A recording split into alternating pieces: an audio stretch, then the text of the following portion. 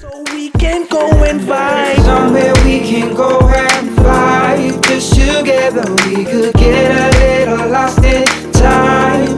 Oh baby, there ain't nothing holding you or I. So come along, I know there's somewhere we can go and vibe.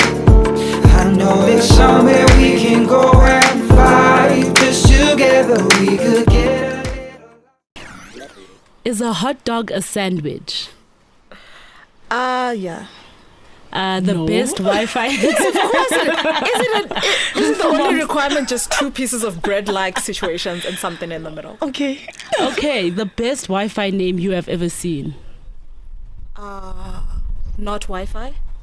Who is your favorite author? Marlon James. An accessory you absolutely cannot go without? Rings. Yeah. Which body part is the most futile? Nipples in men. Okay. I can back. I almost had it. Yes or no to Nutella? Fuck yeah. Can I go? Yeah. This is the Queen's I Photo. love how she whispered that, but you're gonna catch her. Fill in the blank. Moths are Beautiful. Are frogs lovable? No, they're slimy and gross. And the most important question of the day: gin or wine? Gin until they put me in the ground. Let's take our gin shots. Hi, and welcome to the Queen's Fortress. We are here with Zimbabwean-born epic fantasy writer Shanice Ndlovu. We've wanted this hand in the studio forever and a weekend. Welcome to the family, Petro. Here you go. So Shanice is an epic fantasy writer. Sorry, I'm getting too excited. I wanted one of these. Welcome. And man, her writing is so beautiful. I'm just curious, right? You're a Zimbabwean-born writer. You are raised in South Africa, and then you write up all these worlds. How do you merge the worlds that you've been in with these worlds that you create? And, how do you put yourself in these worlds? It would be amazing if it was intentional, if it's something that I set out to do, if I was like, okay, I'm going to create this world and make it this way, and I'm going to put this much of myself in it. But a lot of this, I always say that if there's any writer that writes fantasy that tells you where it comes from or how, they're probably lying. None of us know. But you can't help it. You guys are writers. You're always going to bleed into a page, even if you're telling somebody else's story. There are always going to be aspects of yourself that sort of bleed in. And obviously you are going to find traces of the foreigner trying to navigate this new world in this world, albeit it'll be in a blue-eyed 7-foot-tall man who rides dragons. But regardless, you are going to find aspects of yourself in it, which I hope is me doing the story justice and telling the truth. And do you write home? Matebele land is something you're so passionate about. Do you write home into yourself? Yeah, so it's actually quite weird because the first part of the world that I wrote, it felt very Western, but I realized that a lot of it was what I was reading at the time and whatever, because you cannot outrun influence. But quite, not recently, but is like about 2 years ago or so, when I got introduced more into the other canon, which is the African canon, the Marlon Jameses and the Nnedi Okorafos and such.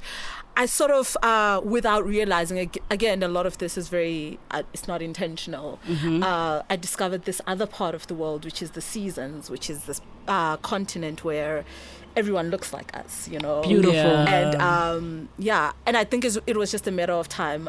I'm glad that I didn't rush it. Beautiful. So a lot of Matebele is there, a lot of Joburg is there. I don't know if we want to see Joburg in books. Don't worry. I try and make everything better than it is and still tell the truth. Yeah. And speaking of all these worlds that you write in, like Shanice has this terrible habit of giving us all names. Like she's writing us into a story that we don't understand.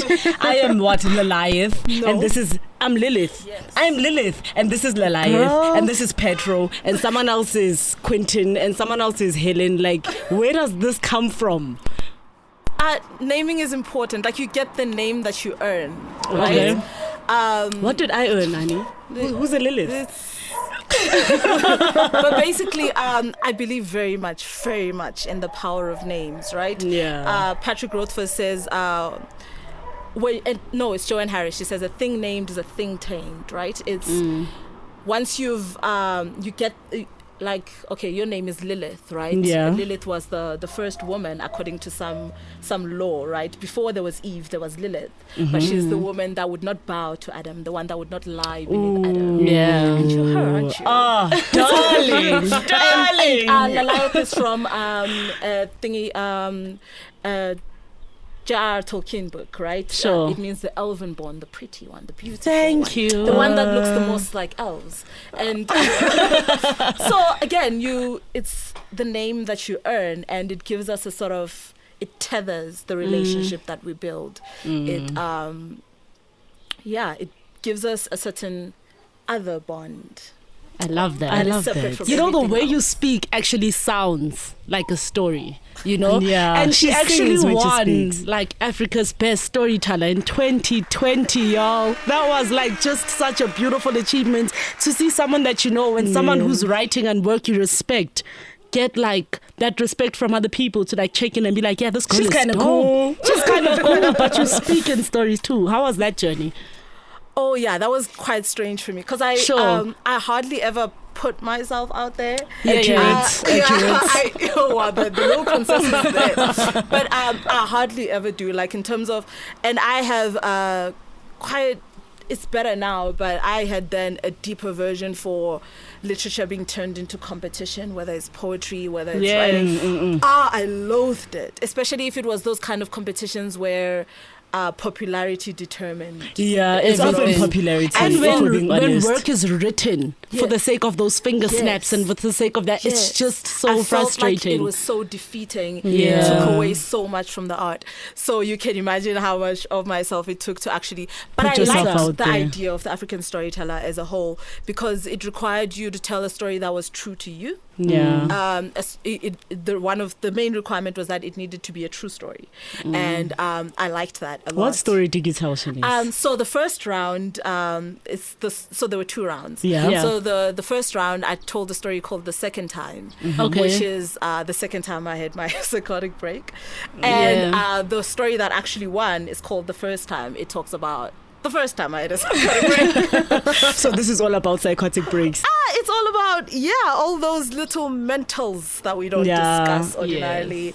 Those And little breakdowns that kind of build up to the big one. Yeah, of course. It's not outright and all that, but they did say like when the judges were speaking to me afterwards and whatnot, they liked the aspect of the African realism. That's what they call it. When we talk about those things that are other, you know, because in the story that one, basically it's about this journey that we took to my grandmother's village when our car broke down and we had to walk through the night, and we were walking through this area where during the Matabeleland genocide, a lot of our people were killed. So it's rumored to be very ghost infested. And so now I just try to sort of relay how a lot of these things whether or not you are seeing ghosts or whether or not you are losing your mind, we all as a people just have different understandings of things, and the understanding that makes the most sense to you is the one that you're going to go with, you know.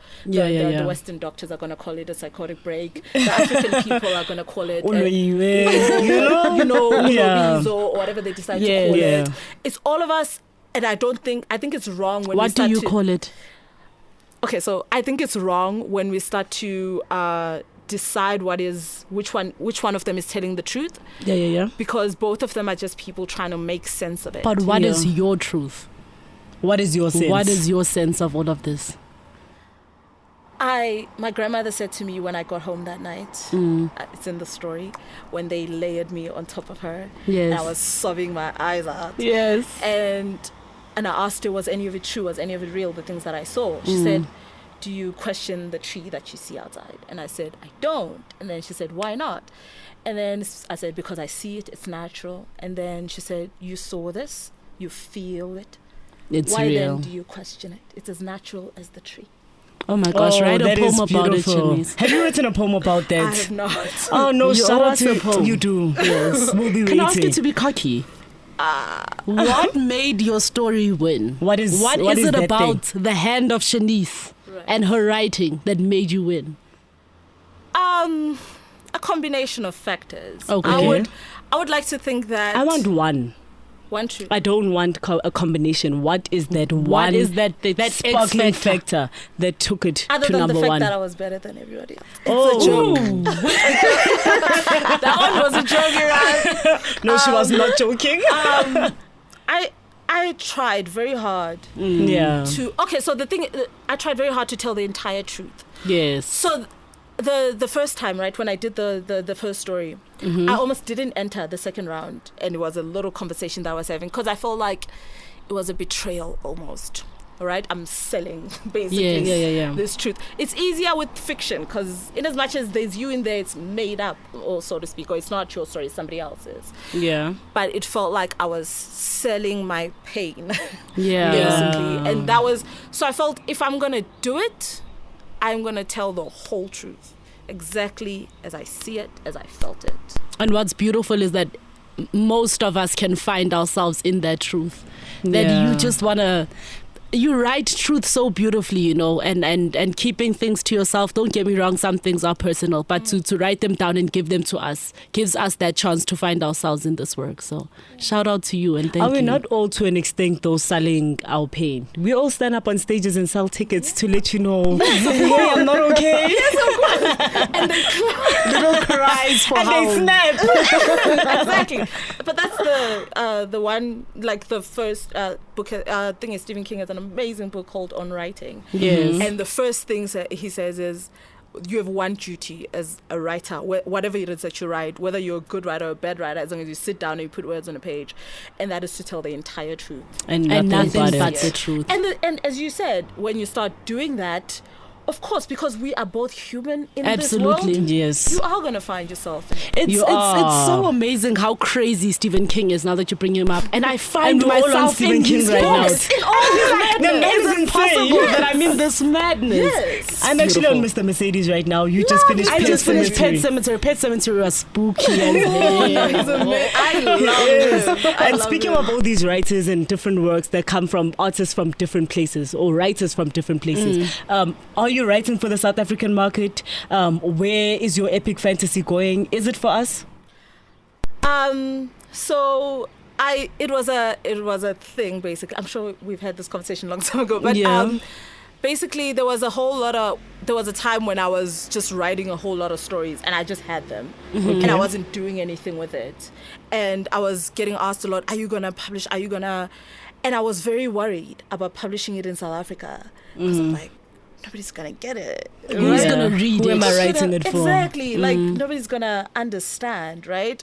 The book came out and people did. And like I'm not South African, right? I'm a child of the continent. That is like the most writer thing to say. I'm a child of Africa.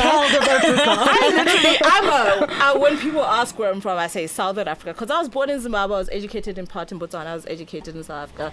So I'm like, all these little parts of the world are in you. It's even in my accent, which is a mess. And it's, so basically, I have found a world here.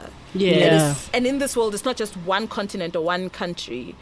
It's complete, in as much as it's not complete to me yet. I know that it's an entire world, and I would like very much for it to be a reflection of the entire world.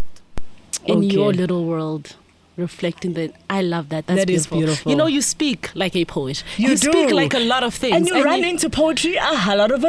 You do. I do. And can we call you a poet? Do you call Shanice a poet? Shanice is definitely not a poet. But Shanice writes poetry. Shanice has a poetic moment. But Shanice has a podcast. But Shanice hosts workshops with a poetry house. Shanice, you're a poet. Shanice is a lover of the thing is, I'm very wary of the words, right? Yes. Okay. I'm wary of the words that I pick to describe myself. Yes. Because once I start calling myself a poet, I am now putting myself in league with people like Edgar Allan Poe, who I love and respect, and people like, Why are we comparing? It's not a comparison. Okay. What is it? I'm saying I am now wearing the blanket of all those people that have called themselves this before me. Okay. Oh, sorry. Passion. Yes. Yeah. I am wearing the blanket of all the people that have called themselves this before me. Yes. When I say I'm a fantasy writer, right? I say that with all the confidence in the world because I know who I'm. I know who my peers are. Right, I know Marlon James, I know Jared Tolkien, I know George R. R. Martin. I know them. These are the people that I will sit next to in the bookshelves. Yes. Those are the peers that I have yes. chosen. Right, but once I start saying I'm a poet, I just don't think I have that confidence in it yet to align myself. So it's coming. I don't know if it's a question of time or a question of can't I just appreciate y'all from here? We can appreciate your work too. Exactly. Okay, I'll take that. I'll take that. Okay, speaking of the Poetcast, there's actually a podcast that Shanice runs. She says it's not pronounced Poetcast, but it's spelled Poetcast, so we will call it the Poetcast. Where she basically has poets, with Yamoria being some of the poets that have been on the podcast, and she has them share some of their own work and work from artists or writers or poets that they appreciate and respect. So yeah, talk to us about the podcast. Where can people find it? Why did you start it? What is it? So one of my things, right? I love almost more than anything being read to. So the podcast was very much a little selfish endeavor when it started out. And I was literally just getting my friends to come in and just read to you. Read to me. Oh wow! Now we know Shanice used us. That was literally what it was at first. And so I got like a few. It was during lockdown. Yeah. We were all just sitting there, and so I got a few people to come in and read works that they like from poets that they admire and love, and their own work as well. And it just, it would just make my day. I would just listen to it all the time. But then turns out it made other people's days as well. A lot of people seem to be very interested in it. Oh, it makes me so happy. Yes, guys, you should definitely check it out. Go on Spotify and find the Poetcast. And yes, it's about Poetcast. Yeah, so it's POE the cast. Yeah, so you can find it. You can follow us on Instagram as well, the podcast, and so just for updates and things like that. Oh, it's such a lovely piece of work, guys. You really have to check it out. And it's got nothing about it. It's just people there doing what they love, and it's beautiful. I love podcasts like this where we get to share, we get to interact. Yes. I just felt we needed something where you just get to listen to poetry. Something quiet. That plays in the background. Oh, that's the perfect something quiet. Something that isn't quiet is you when you used to run those poetry workshops. Where are the poetry workshops? So she used to run poetry workshops with Pelita Andre at once in Joburg in Braamfontein. Oh, it was the most comfortable space. We used to chill on mattresses and beds with our shoes off and write and share and the most talk. timid people would be in front sharing their work. Having Shanice down there next. When Shanice says 3 minutes, she means 3 minutes. Where are those workshops, Shanice? Those were such fun. So basically, we got a bit deterred after during the COVID thing because we couldn't meet up and things like that. But definitely, so Belita and I are working under Death in the Afternoon, and we're definitely bringing those back. Yes, we're definitely bringing. You heard it here first. Those are coming back. You are now held by everyone who's going to be watching this. Now you can hold me accountable. Not that you need to. These two, So Shanice is gonna share a young poem with us. It's by E.A. Poe, and it's The City in the Sea. And then right after that, we're gonna dive into a song by a handsome young somebody. He's been on our podcast, and I fell in love when he sang. I never got it when people were like, "Oh, I fell in love with someone," but like when he sang, I melted. And it's from his new project, Bansula Soul. It's so rugged. So Shanice is gonna take us to a poem, then we're gonna jump into a song, and then we're gonna be back, and we're gonna share more poems, and we're gonna play more games. And the song is by C-Funk. It is called Jabulile Freestyle. Enjoy it. The City in the Sea by Edgar Allan Poe. Lo, death has reared himself a throne in a strange city lying alone, far down within the dim west, where the good and the bad and the worst and the best have gone to their eternal rest. There shrines and palaces and towers, time-eaten towers that tremble not, resemble nothing that is ours. Around by lifting wings forgot, resignedly beneath the sky, the melancholy waters lie. No rays from the holy heaven come down on the long night of that town, but light from out the lurid sea streams up the turrets silently, glimpse up the tunes, pinnacles far and free, up domes, up spires, up kingly halls, up fanes, up Babylon-like walls, up shadowy long-forgotten bowers of sculpted ivy and stone flowers, up many and many a marvelous shrine, whose wreathed friezes intertwine, the vial, the violet, and the vine. Resignedly beneath the sky, the melancholy waters lie, so blend the turrets and shadows there, that all seem pendulous in the air, while from a proud tower in the town, death looks gigantically down. Their open fanes and gaping graves yawn level with the luminous waves, but not the riches there that lie in each idol's diamond eye, not the gaily jeweled dead tempt the waters from their bed, for no ripples curl, alas, along that wilderness of glass, no swellings tell the winds may be upon some far-off happier sea, no heavings hint that winds have been on seas less hideously serene. But lo, a stir is in the air, the wave, there is a movement there, as if the towers had thrust aside in slightly sinking the dull tide, as if their tops had feebly given a void within the filmy heaven. The waves have now a redder glow, the hours are breathing faint and low, and when amid no earthly moans, down, down that town shall settle hence, hell, rising from 1,000 thrones, shall do it reverence.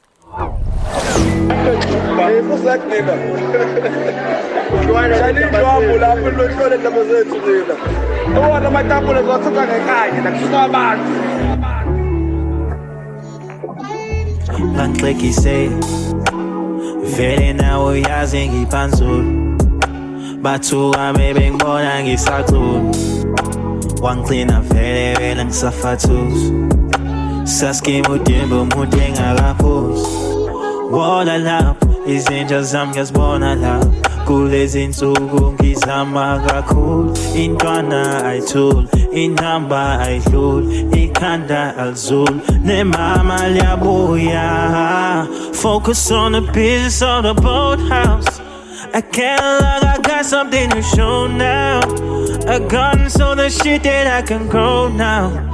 These days I'm putting money on the floor now. Woman in music's what I like and I can change it. She giving advice but I don't care about what lame see. Come around and you'll be shocked at what you see. Go uzobona mapantula jabuli ungezi ngantu yazi ngantu zwi Vele yo mali sengili Bayakuza kodwa ngeke kuphila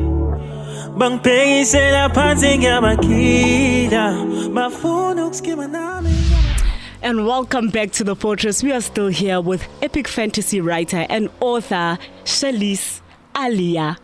I want to say Snow. Like, Snow wants to come. Ndlovu. I was a teenager when I made that account, please, and I was obsessed with Game of Thrones. I was obsessed with Game of Thrones. Because I won't tell you guys my mixed name. So I'm not. And before the break, we had C-Funk with Jabulile Freestyle. And before that, we had the poem beautifully read by Shanice. It was by Edgar Allan Poe, The City in the Sea. So what was the significance of that poem? Why did you choose that poem? It's one of my favorite poems ever. Yes. We understand why. Also, we understand bearing why. in mind that Edgar Allan Poe is one of my favorite poets. Yeah. And so basically it's about this city that death has reared himself under the sea, and now the devil rises from hell to challenge him for it. So it's this battle between the devil and death. Because with Shanice, it's always violence. And on the note of violence, I didn't choose that. The violence chose me. We're gonna tune in a friend of Shanice, Tepo, and they kind of gonna face off in a game, right, with all these author terms and author definitions and things they should know because they write books. Mm-hmm. And the loser's gonna take a shot, and if Tepo loses, he's gonna nominate one of us to take the shot. Hi, Tepo, what's up? Hello. Hey, What's up? How are you? Quentin Mima. I am good. How are you? We're fantastic, man. So because you know Shanice is forever choosing violence, we decided to find a contender for this challenge here. So we're going to play a baby little game. So, since you guys are both writers and authors and those kind of people in that kind of world doing those kind of things, I have a 10-question challenge here, right? So, I'm going to give you both either a definition or a true or false question. Like, the questions are going to vary, but they're all about title jargon. I mean, author jargon or writer jargon. And for you to tag yourself in, I'm going to read out the question. Please wait for me to finish the question. And once I finish the question, you tag yourself in with your name. And whoever says their name first then gets to answer. Okay. All right, cool. And losers take shots because losers and shots are synonymous on the Queen's Fortress. And I guess you can't take a shot where you are, so you will nominate someone to take a shot for you. Right. All right, cool. Who shall I nominate? Oh, you're nominating right now? Are you now? planning to lose? He knows the truth. He knows the truth. So, but let's wait till the end. I think you might take Shanice down. Considering who I'm up against, it's likely. Let's do this. All right, cool. So I'm going to read the question. Once I'm done, you tag yourself in with your name. The person to first say their name then gets to answer, yes? All right. Let's rock. Number 1. What does it mean when a writer describes something as WIP or WIP? As what? WIP. Not everyone at once. Okay, so can I just? These are all gonna be like very new age, post 2010 questions, right? You people know I read books from the 1800s. No, some of them are like, Okay. I read books from the 1800s. So does no one know? No, I do not know. Okay, I that is work round. in progress. When a writer refers to something as WIP, it's work in progress. Well, now you know, we're giving you guys new things. I don't know if I would trust a writer that's not about to full on say the whole hashtag WIP. use the word. There we go, Tapa, you get it. Hashtag fighting. WIP. All I'm saying is the least you can do as a writer is use your words. That's all I'm saying. Why are you out here with WIP? Oh, Shanice. Hey, that's another truth, that one. Number 2. A single sentence summary of a story is a blurb or a log line. It's a log. Shanice, it's a log line. Okay, Shanice has got that. Tapa, pull your socks up. Okay. All right, okay. Number 3. One In a book, who is the MC? The protagonist. So, Nope. MC. It stands for something. main character. Yay! It's 1-1.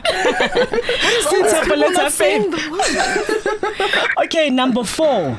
Middle grade books are written for children between the ages of 8 to 12 or 7 to 10.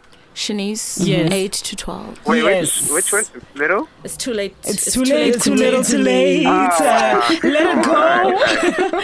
Okay, number 5. The black bug bit a big bear is an example of what? Forfeit. My English Tapa, teacher's was that you reading. tagging yourself in? He was Yeah. No. No, I'm you're fighting. I'm tapping up that one. Oh my gosh, we The gave this one black to you. bug bit a big bear. I know it starts with an S. No. It really doesn't? No. I'm fucked. Guys, it's alliteration. Don't do this. Yes. What's going on? Shit. Oh my god. I mean, even the sound guy is saying no.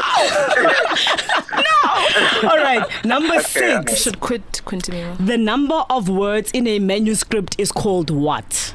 Shanice, Okay. Yes. word count? Yay! Come on. Tapa, this is not looking good. Okay, number 7. How many words is a drabble? A drabble. It's a what? Is a drabble. So a drabble is a piece of fiction that is written either for practice or fun. How many words is a drabble? People do that? They write for fun? Yes. 2,000. What was that, Tapa? I don't know. It's just a guess. 2,000 words. Nope. Shanice, Whoever's Okay. closest takes the point. 250. Shanice is closer. It's 100. Shanice takes the point. Okay. Number 8. What do you call a writer who prepares writing a book after going through an outline process? Shanice? Yes. Okay. Are we there, Shanice? Shanice? I know this because this was a recent thing. Do you want to read the question again? No. No. I heard it. Okay. Okay, so, but George R. R. Martin said, Okay. and this is not the. Here we go. He said there are two kind of, and this is wrong definitely, but he said there are two kind of writers, right? There's the architect and there's the gardener. So the gardener is the one that digs not knowing what they'll find. The architect is the one that builds before. But that's obviously not the official term. I'll give you half point because it's called a plotter. An architect's plot. Okay. That's half point. Okay. Second last question. Number 9. Give me an example of a metaphor. Shanice? Yes. Come on, man. Tsepo, what is happening on that side of the world? She's literally a half second up, faster than you. Saying her name. I will wait for you. I won't. Okay, let's hear if you even get this metaphor right. Okay. An example of a metaphor. As foul and sweet as flowers on a grave. No, Tsepo.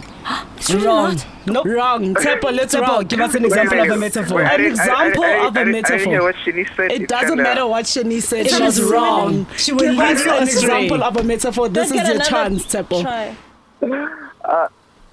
What is that? Was that An was example something of a about another metaphor. try? Yeah, No, give us an example of a metaphor. Oh, you denied her try.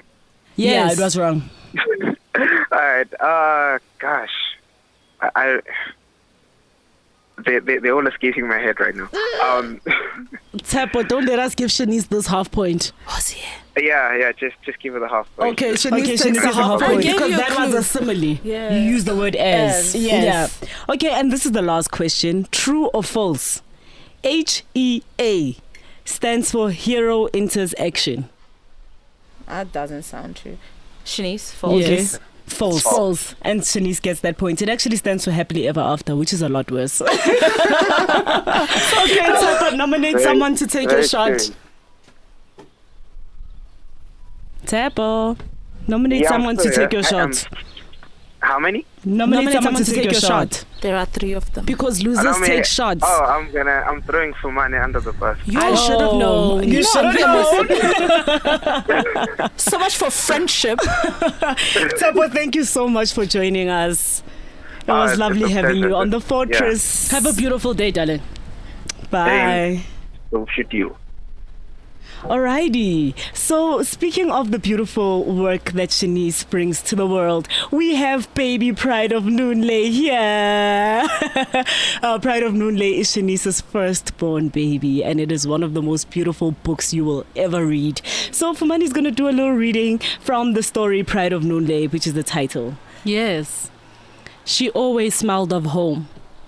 I felt it most when she was alone by the mirk, singing the old songs. My mother used to say she could sing worlds to life, and she did. Every note filled my nose with overripe fruit and wet earth, tree sap and cow dung so pungent I had to check my boots and be sure that I had not stepped on it. I yearned for Noonlay. My heart ached for home, and I would have given anything to be back in my own bed, eating my mother's bread and getting on my goma's very last nerve. Yet I could not leave her. For so long, Erin had been my privilege, and now she would become my burden and my destiny. Who is she? I want to meet her. Can you tell us about this world that you're so proud of? Where is Noonlay? Who lives there? What do they do there? Why are they there? So the story in that part is this dumb little boy named Truan who inherits a legacy basically. Yes. And he loses it. So the pride is this legacy that he inherits, and he loses it to this woman that he loves, and she runs away. So this is him as he follows her, trying to recover what he believes first is to be the pride. So he thinks he's going to get the pride from her, and then he later learns that he actually just came for the girl. Oh, Shanice, you He's write writing love romance stories. If you do not throw up soon, I will be surprised. I was as shocked as you are when I got to the end. I'm like, what? This is Why am I so? Is this me?